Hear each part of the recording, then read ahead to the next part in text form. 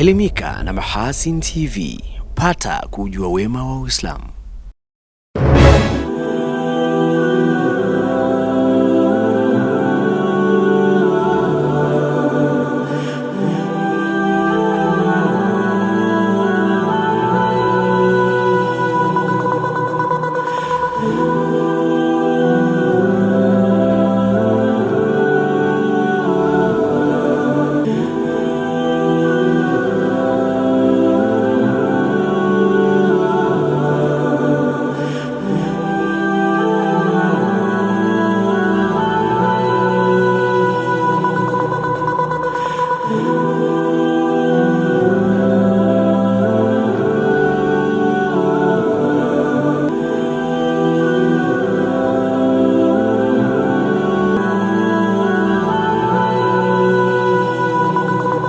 Assalamu alaikum wa rahmatullahi wa barakatuh. Habari za wakati huu mtazamaji wa Mahasin TV popote pale ulipo. Karibu katika kapu la habari. Mimi Hilal Seif Liami ndio kusomea habari za kitaifa. Na katika habari za kimataifa utakuwa naye Saadi Sulemani. Awali ya yote tunaangazia muhtasari wake. Serikali yapokea gawio la shilingi trilioni 1.28 kutoka ofisi ya msajili wa hazina, ikiwa ni ongezeko la 68% ikilinganishwa na gawio la mwaka jana 2024 la shilingi bilioni 611. Kuelekea maadhimisho ya watu wenye ualbino Juni 13 mwaka huu, TIS yaeleza mafanikio na changamoto zilizopo katika kukabiliana na ubaguzi dhidi ya watu wenye ualbino. Katika habari za kimataifa, Sudan Kusini kuanza zoezi la kuwapokonya raia silaha.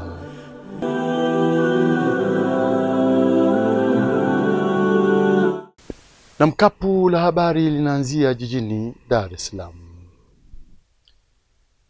Msajili wa hazina Nehemia Mchechu amesema gawio la serikali la mwaka 2025 ni la kihistoria, ikiwa ni utekelezaji wa maelekezo ya Rais Dr. Samia Suluhu Hassan aliyatoa mwezi Juni mwaka jana 2024, aliposisitiza kuongezeka kwa gawio kutoka kwa mashirika na taasisi za umma pamoja na wabia biashara kutoka sekta binafsi.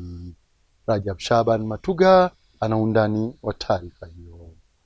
Mchechu amesema hayo Ikulu jijini Dar es Salaam wakati hafla ya kupokea gawio na michango kutoka kwa mashirika na taasisi za umma. Mheshimiwa Rais, nakumbuka mwaka jana tarehe 11 mwezi Juni tulipokutana mahali hapa, tulikukabidhi kiasi cha shilingi bilioni 611. Ulipopokea gawio hilo ulituagiza kwamba mwaka unaofuata unataka uone gawio limeongezeka na likiwa ni nono zaidi. Na naomba niseme wenye viti wote na bodi zao, management na bodi zao, na wafanyakazi ambao sisi ni wawakilishi wao, tumeweza kuyatekeleza hayo Mheshimiwa Rais. Amesema hadi kufikia Juni 9 mwaka huu 2025, ofisi ya msajili wa hazina imekusanya shilingi trilioni 1.28 ambazo ni ongezeko la 68% ikilinganishwa na kipindi kama hicho kwa mwaka jana 2024, na bado makusanyo yanaendelea. Mheshimiwa Rais, gawio hili la michango linajumuisha mashirika yote ya umma yaliyomo chini ya usimamizi wa msajili wa hazina na kampuni ambazo serikali ina hisa chache ambazo pia zote zinasimamiwa na ofisi hii. Na kimsingi makusanyo haya Mheshimiwa Rais bado yanaendelea. Tunatarajia kwamba hesabu itaongezeka kabla hatujavuka mwaka huu. Ukweli ni kwamba mafanikio ni makubwa, lakini mashirika yetu yana potential kubwa sana. Kwa hiyo ni kuahidi kwa niaba ya waheshimiwa mawaziri wenzangu, tutaendelea kuzisimamia taasisi hizi ili tuweze kurealize their maximum potential. Rais Dr. Samia Suluhu Hassan baada ya kupokea gawio hilo, akizungumzia kauli mbiu ya siku ya gawio inayosema mageuzi ya mashirika ya umma na wajibu wake kuchangia maendeleo ya Tanzania, amesema kauli mbiu hiyo inaweka bayana maono ya serikali na matarajio ya wananchi juu ya nafasi ya mashirika na taasisi za umma katika kuharakisha maendeleo ya nchi. Leo hii tumepokea trilioni 1. Hii ni pesa kubwa, inakwenda kutufaa kwenye mambo kadhaa, lakini pia imepunguza ule utegemezi tulikuwa nao kule nyuma. Kama tulikuwa tunagaiwa trilioni 10, sasa 1 tumeileta wenyewe ndani, tutategemea 9. Kwa hiyo tukienda hivyo kila mwaka tunapunguza lile wanasema mapungufu ya utegemezi na tunaelekea kwenye kujitegemea. Na hivi ndivyo mashirika yetu yanatakiwa kufanya kazi. Lengo kubwa ni kuhakikisha mashirika yanaweza kujitegemea kiuendeshaji na yanaongeza mchango wake kwenye uchumi kwa ujumla. Aidha, Rais Dr. Samia Suluhu Hassan amezitaka taasisi na mashirika ya umma kupokea na kuyakubali mageuzi yanayofanyika. Mageuzi si jambo dogo. Mabadiliko yanapokewa kwa njia tofauti. Wakati tulipoanza safari hii, hamkuwa na fikra chanya za kupokea mageuzi. Na hiyo ni kutokana na sababu nyingi tu. Labda nitakuwepo, itakuwaje? Mamlaka yangu yatakuwaje? Shirika litakuwaje? Nitafutwa, nitakuwepo. Nikichanganywa na mwingine itakuwaje? Lakini tumekwenda na hiyo safari miaka 2-3 sasa. Matokeo yake ndio haya tunayoyaona. Niwaombe sana wasimamizi wa shirika na wenye viti, tupokee kwa njia nzuri. Tuwe na muono wa mabadiliko na mageuzi ili tuweze kufanya vizuri zaidi kwa faida ya taifa letu.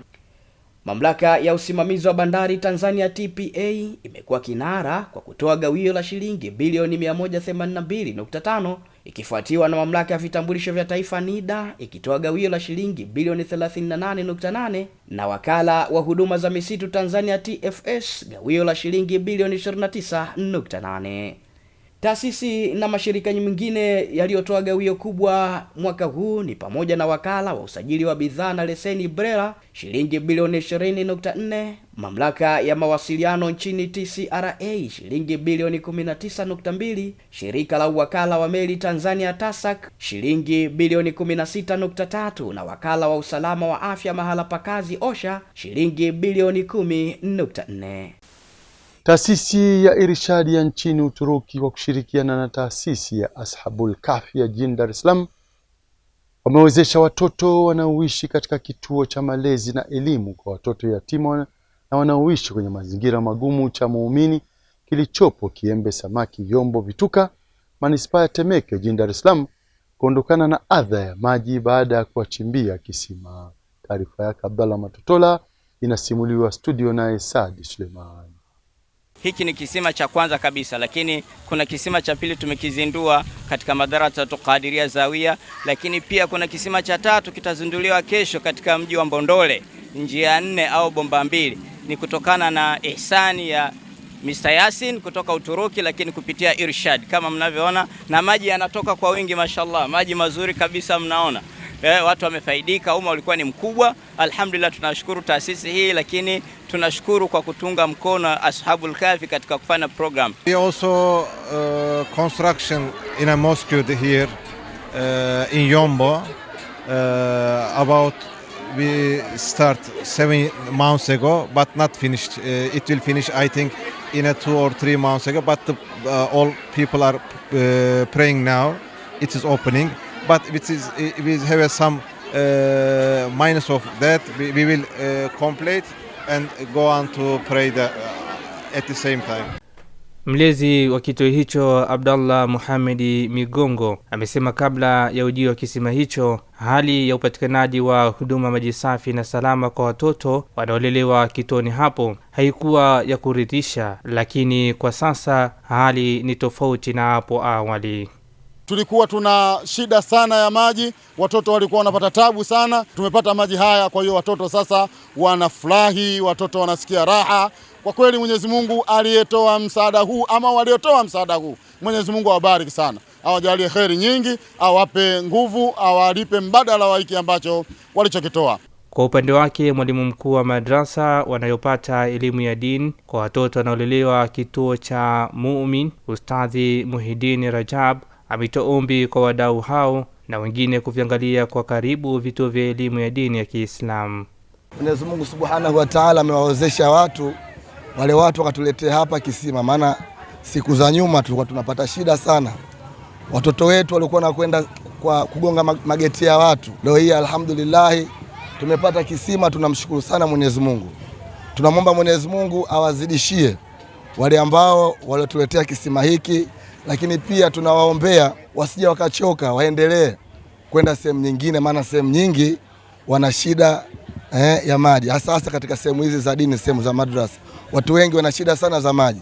Kwa hiyo nilikuwa nawaomba wasiishie hapa tu, na huko pia waende inshallah. Mbali na kukabidhi kisima hicho cha maji, wadau hao wa maendeleo pia wamegawa sadaka mbalimbali ikiwemo vyakula, mavazi na pesa taslim kwa Waislamu wanaoishi karibu na kituo hicho. Tukielekea mkoani Kigoma, chama cha watu wenye albino TAS kimesema licha ya hatua zinazoendelea kupigwa, lakini bado watu wenye albino wanakumbana na changamoto mbalimbali ikiwemo ubaguzi katika ajira na kutotambuliwa ipasavyo kwenye sekta mbalimbali. Taarifa yake Emmanuel Matinde inasimuliwa studio. Kuelekea maadhimisho ya siku ya kimataifa ya kuongeza uelewa kuhusu watu wenye ualbino yanayofanyika kila mwaka ifikapo Juni 13, ambapo kwa mwaka huu kitaifa yatafanyika mkoani Kigoma, viongozi wa chama cha watu wenye ualbino TAS wamekutana na mkuu wa mkoa wa Kigoma Tobias Ndengenye. Rais anatupenda, anatujali. Mfano ukiangalia mwaka wa fedha 23-24 amepeleka shilingi milioni 124 katika hospitali yetu ya KCMC kwa ajili ya kununua malighafi za kuzalishia mafuta kinga kwa ajili ya ngozi zetu. Kapeleka kwa ajili ya watu wenye albino Tanzania. Lakini ukiangalia pia na vyuo vile vya watu wenye ulemavu, kila chuo amepeleka bilioni 3. Lakini unaangalia anayoendelea kupiga kelele kwamba anatamani Mama Samia wa Tanzania wote tuwe sawa. Lakini pamoja na jitihada hizo, watu wenye albino wameeleza bado wanakumbana na changamoto mbalimbali ikiwemo ubaguzi katika ajira na kutotambuliwa ipasavyo katika sekta ya elimu. Bado tuna changamoto kubwa kwa watu wenye albino kutambulika uhitaji wetu kwenye swala la elimu, kwa sababu katika swala la elimu changamoto kubwa yetu ni macho. Hatuna uwezo wa kuona, lakini vile vile kutambua aina ya mwanga unaotakiwa kutumika tuwapo madarasani. Kwa hiyo mabadiliko naweza nikasema yapo, lakini mabadiliko makubwa upande wa mijini. Na sasa tunachopambana nacho kikubwa ni mila na desturi, kwa sababu leo unamzungumza yule mtu ambaye unahitaji kumbadilisha, lakini akirudi kwenye mila na desturi yake inakinzana na maelezo ambayo anayoambiwa. Kwa hiyo unajitahidi sasa kuleta mabadiliko kwa vitendo. Akitoa ujumbe kwa umma kuelekea maadhimisho hayo yenye kauli mbiu inayosema ushiriki katika uchaguzi ni haki ya kuchagua na kuchaguliwa, linda haki za watu wenye albino, mkuu wa mkoa wa Kigoma Tobias Ndengenye ametoa wito kwa wananchi kuhakikisha wanawalinda na kuwapatia haki sawa watu wenye albino kama ilivyo kwa wanadamu wengine katika nyanja zote za maisha.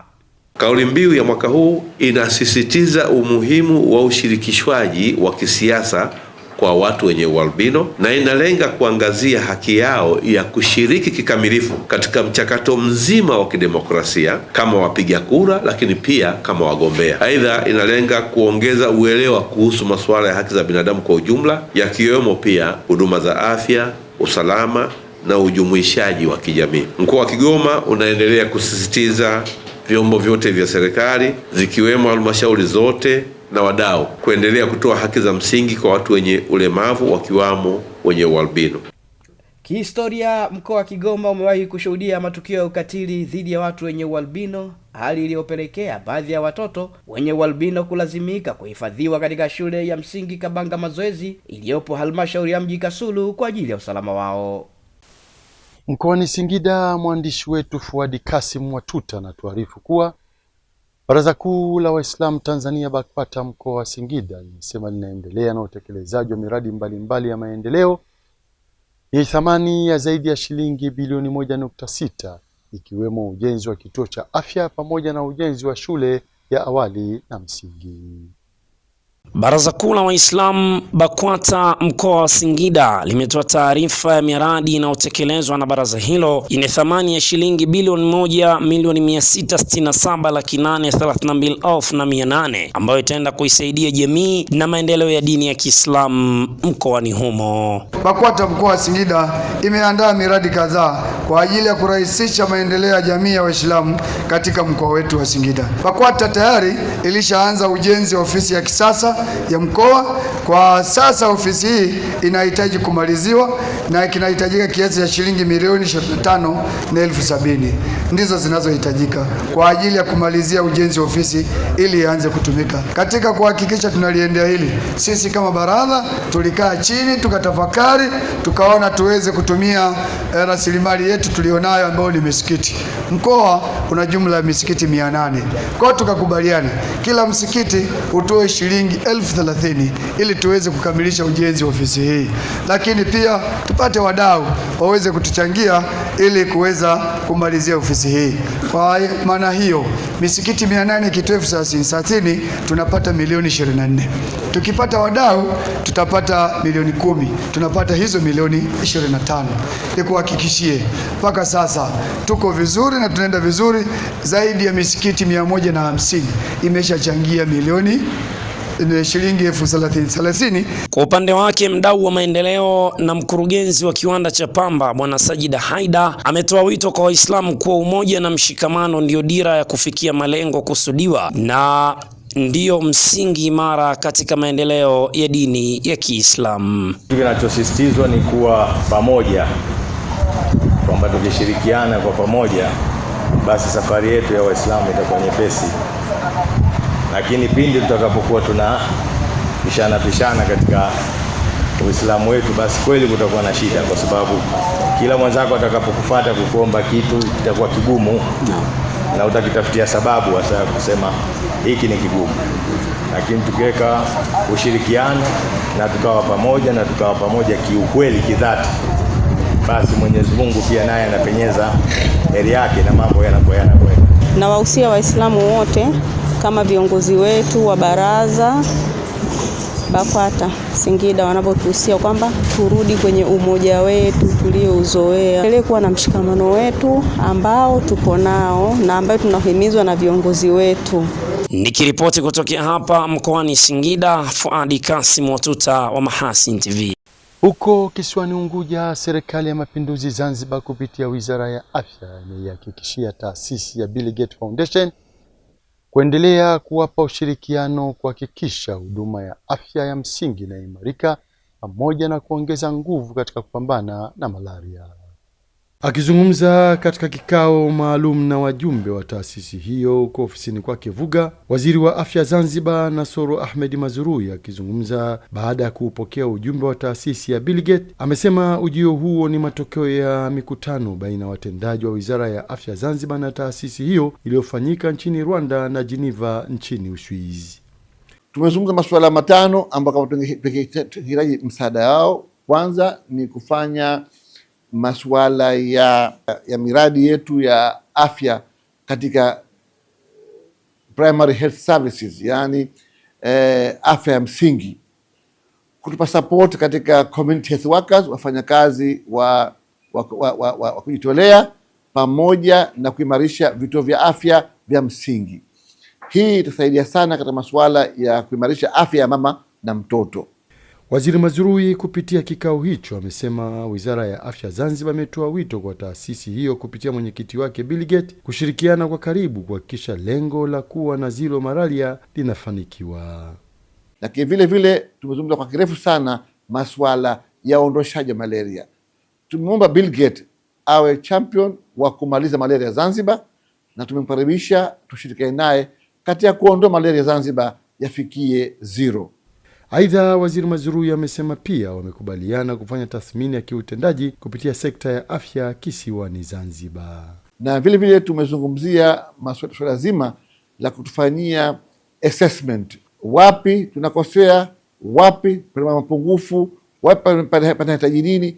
Kwa hivyo yote haya mambo matano tumezungumza na tumekubaliana kwa mambo ya msingi na wamekubali kuyafanyia kazi. Kuanzia leo Bill Gates Foundation itakuwa ipo katika Wizara ya Afya kufanya kazi na sisi katika kuhakikisha kwamba tunaimarisha afya ya msingi, tunaimarisha afya ya mama na mtoto, tunaondoa malaria Zanzibar.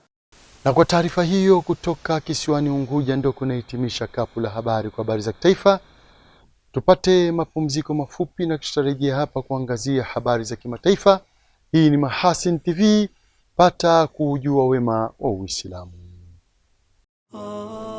Mahasin TV, channel namba 455 katika kingamuzi cha Azam.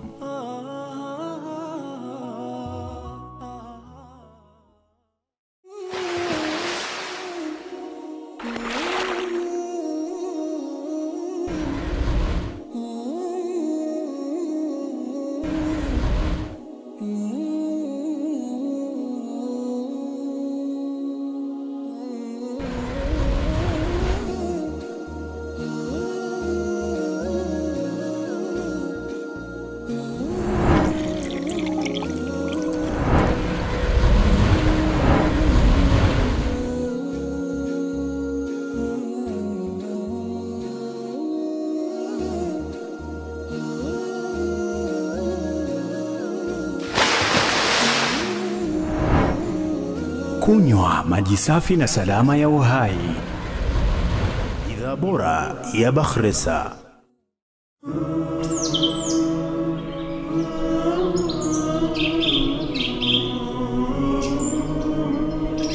Mahasin TV, pata kujua wema wa Uislamu.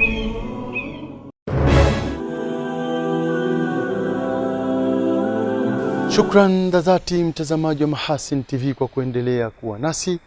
Na sasa ni wasaa wa kuziangazia habari za kimataifa kama zilivyoandaliwa naye Saadi Suleiman.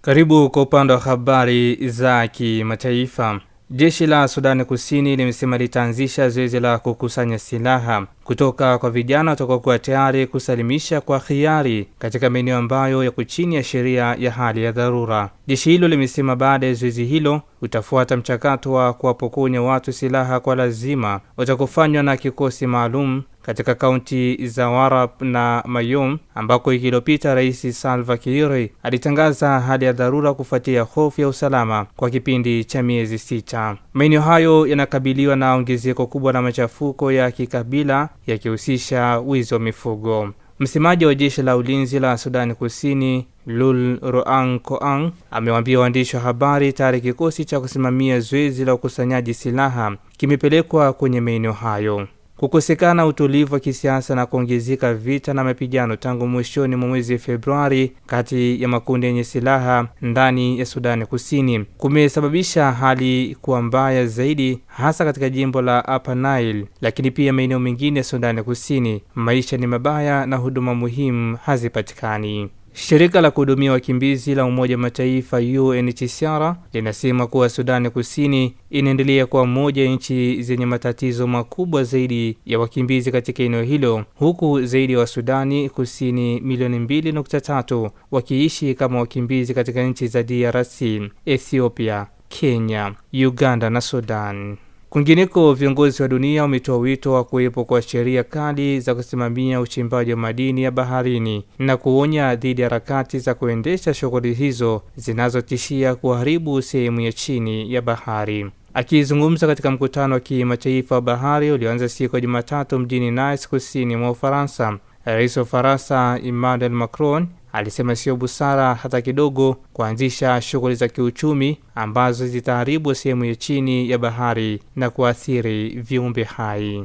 Idadi ya nchi zinazopinga shughuli hiyo iliongezeka hadi 36. Rais wa Brazil Luis Inacio Lula da Silva alitoa wito hatua ya wazi kutoka kwa mamlaka ya bahari ili kukomesha mbio zinazoshuhudiwa za madini ya baharini. Katibu mkuu wa Umoja wa Mataifa Antonio Guterres alisema anaunga mkono mapendekezo hayo na kuhimiza tahadhari wakati nchi zikiendelea kulishughulikia swala hilo jipya la uchimbaji madini ya baharini. Wawakilishi wa nchi 136 wanahudhuria mkutano huo wa watu wa Umoja wa Mataifa kuhusu ulinzi wa bahari utakomalizika siku ya Ijumaa. Na tuzitamatishe habari za kimataifa.